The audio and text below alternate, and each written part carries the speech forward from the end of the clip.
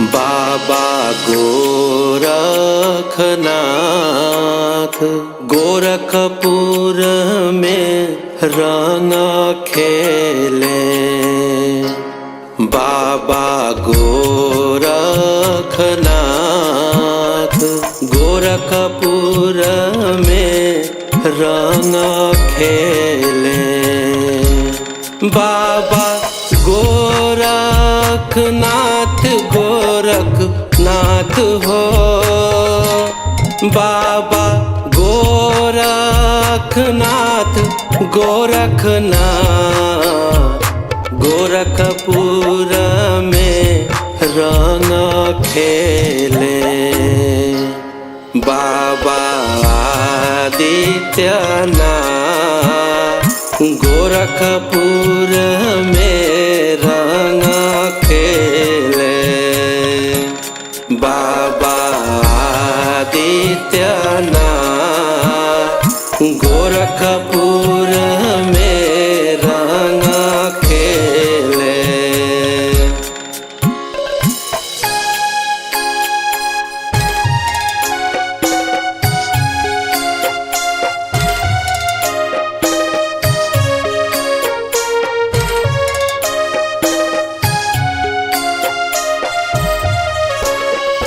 एक रंग खेले बाबा हो बरदनाथ।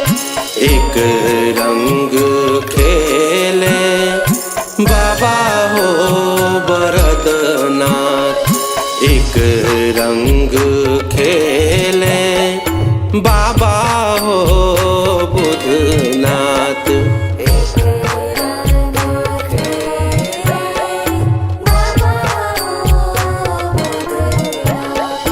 एक रंग खेले बाबा हो रामचंद्र नाथ।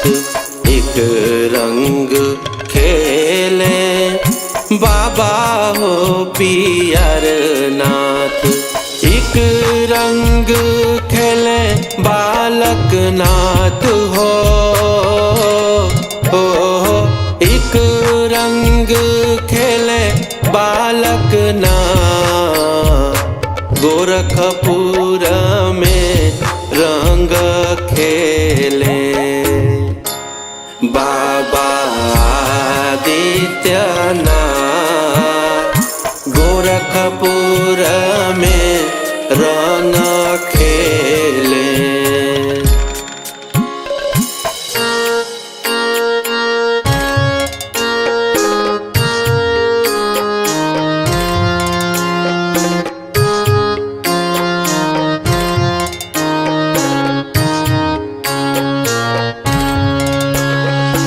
एक रंग खेले बाबा हो मनसानाथ।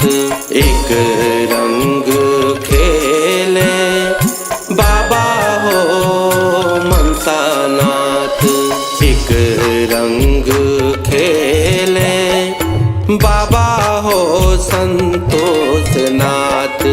एक रंग खेले बाबा हो संतोषनाथ।